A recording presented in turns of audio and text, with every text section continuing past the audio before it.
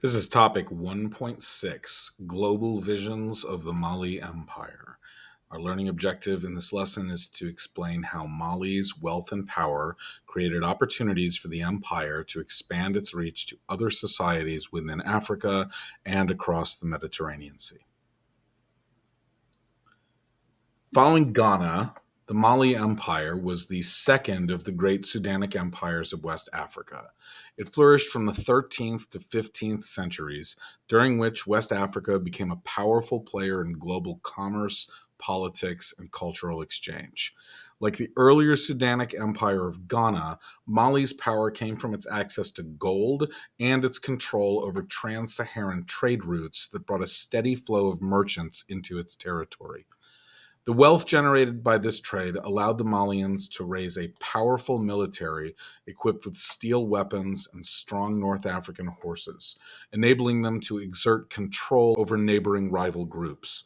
The rise of Malian military power is associated with a legendary king named Sunjata Keita, who founded the empire in 1235 CE after defeating the neighboring Soso Empire, whose military was just so. Sorry, that's a dad joke. Remember that during the 7th and 8th centuries, the new religion of Islam was rapidly spreading across North Africa.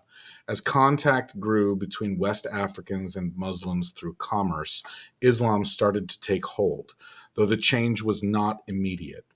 The kings of Ghana were not Muslim, and neither was Sunjata, but by the 14th century, Malian kings had begun to adopt the new religion.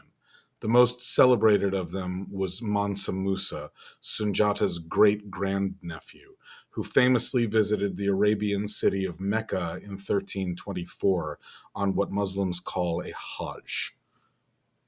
Hajj is one of the 5 pillars of Islam.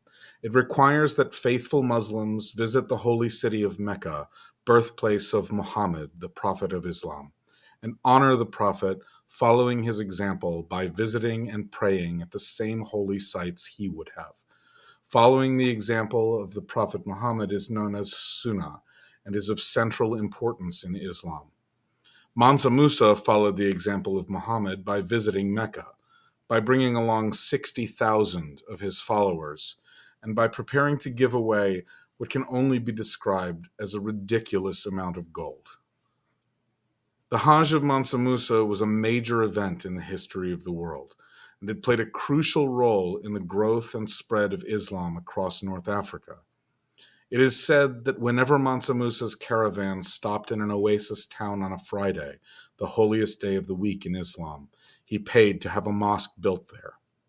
It is estimated that he gave away so much gold in Egypt that the market value of the precious metal dropped by at least 12% and did not start to increase again for 12 years.